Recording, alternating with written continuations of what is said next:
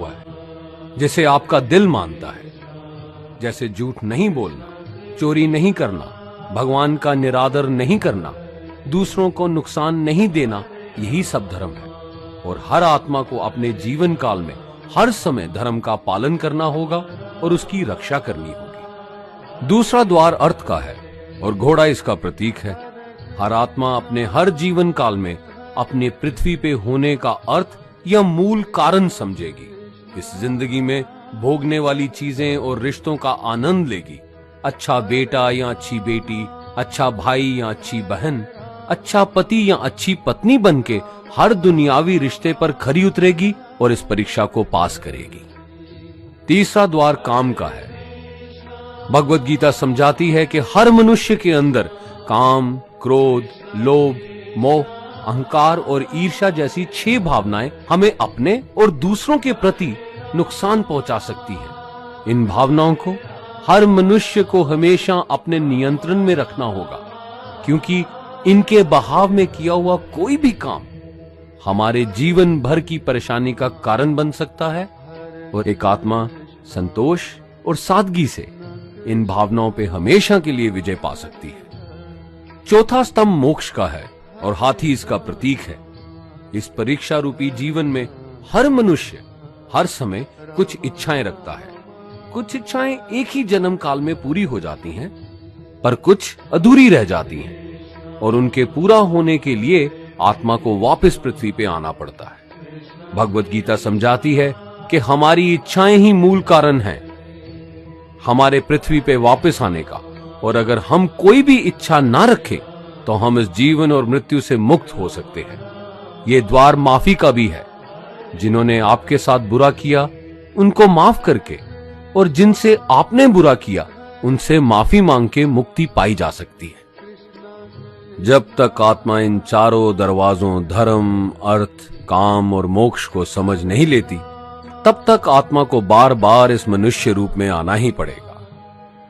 परीक्षा का समय खत्म होते ही आत्मा शरीर और अन्य सब वस्तुओं का त्याग कर देती है।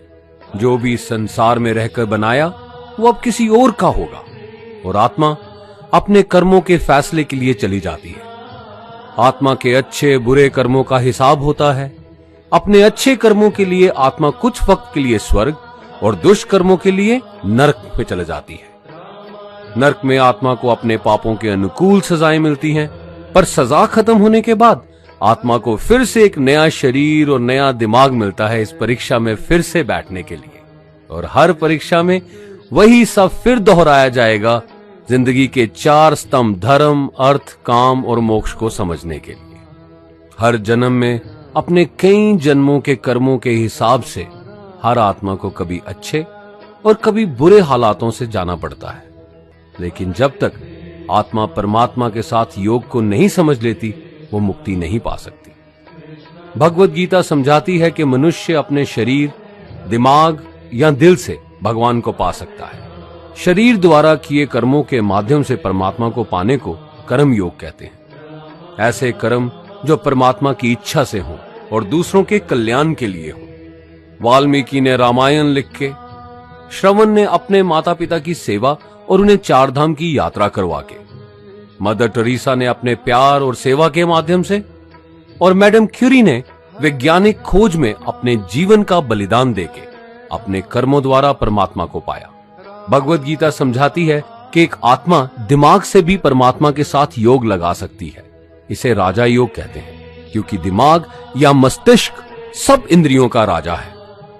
एक मनुष्य अपनी आस्था, सांस प्रणाली, आसन, अभ्यास, साधना और तपस्या से परमात्मा को इस योग के रास्ते पा लेता है। इस योग को समझने के लिए हमें अपने अंदर की एनर्जीज यानी चक्रा और कुंडलिनी को समझना पड़ेगा। आत्मा मस्तिष्क से मेडिटेशन या ध्यान लगा के परमात्मा के साथ योग लगा सकती है। शंकराचार्य, स्वामी परमहंस, स्वामी विवेकानंद और उनके जैसे कई योगी इस योग के रास्ते परमात्मा के साथ संधि लगा पाए। परमात्मा भगवत गीता में कहते हैं कि अगर किसी आत्मा को धर्म ना भी समझ आए, योग ना भी समझ आए, पर अगर वो मेरी शरण में आ जाए तो मैं उसके सारे पाप माफ कर देता हूं। परमात्मा को ऐसी दिल की गहराइयों से पुकार के पाने को भक्ति योग कहते हैं। चैतन्य महाप्रभु, मीराबाई और भगवान हनुमान इस योग के सबसे बड़े उदाहरण हैं। लेकिन कभी आत्मा अपने होने का मूल कारण भूल के धर्म का उल्लंघन करे या पाप के रास्ते पे निकल जाए तो उसे ठीक करने के लिए परमात्मा खुद किसी रूप में पृथ्वी पे जन्म लेते हैं। आइए श्री भगवद गीता, गुरु ग्रंथ साहिब, तुरा, बाइबल, कुरान या ऐसी किसी भी दीनी किताब को पूरा पढ़ के इस जिंदगी के असली मायने समझें और परमात्मा के साथ योग लगाएं। अगर आपने इसे पसंद किया तो इसे औरों को बांटिए ताकि सब आत्माएं अपने यहां होने का मूल रूप समझ सकें और इस जन्म और मृत्यु से मुक्ति पाके हमेशा परमात्मा के साथ रह सकें। धन्यवाद।